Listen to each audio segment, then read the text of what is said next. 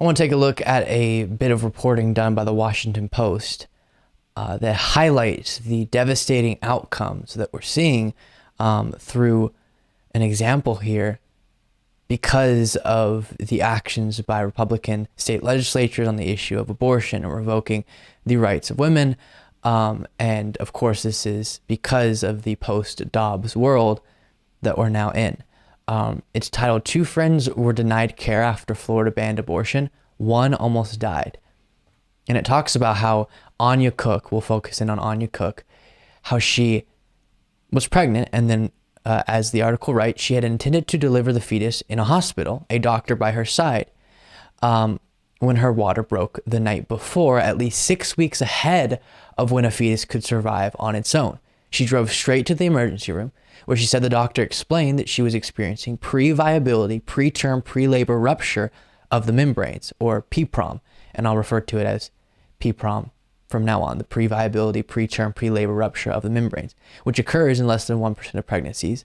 The condition can cause significant complications, including infection and hemorrhage that can threaten the health or life of the mother, according to multiple studies. At the hospital in Coral Springs, Florida, Cook received antibiotics, records show, then she was sent home to wait. Cook's experience reflects a new reality playing out in hospitals in anti-abortion states, and I'll explain what happened after she was sent home across the country, where because of newly enacted abortion bans, people with potentially life-threatening pregnancy complications are being denied care that was readily available before the Supreme Court overturned Roe v. Wade in June. So then what happened after being sent home? Because she couldn't get the proper care, because I guess they deemed her life wasn't threatened enough, and the law needs her to really be threatened in that exact moment to get the proper medical care.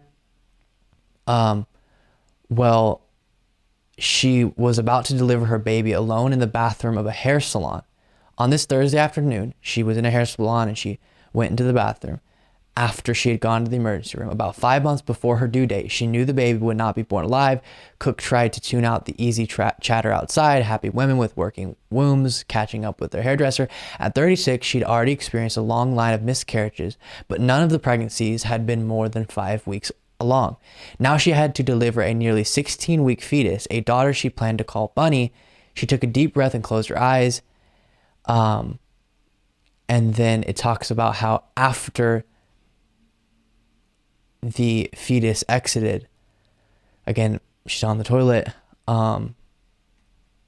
just, sorry if this is too graphic for some of y'all, but blood started coming out in a significant way, and she ended up, by the end of this whole thing, losing half the blood in her body. Half the blood in her body, because she wasn't able to get treated as she should have, when she should have. Why?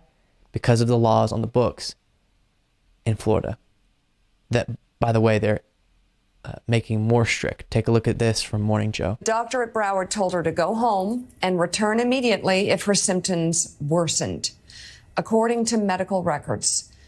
Now, a nurse offered some antibiotics to minimize the chance of infection, Anya recalled, then promised to pray for her.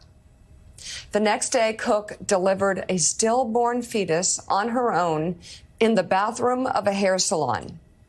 This is so barbaric. What Republicans in state legislatures are doing is so barbaric. And Republicans know that. Well, they know that.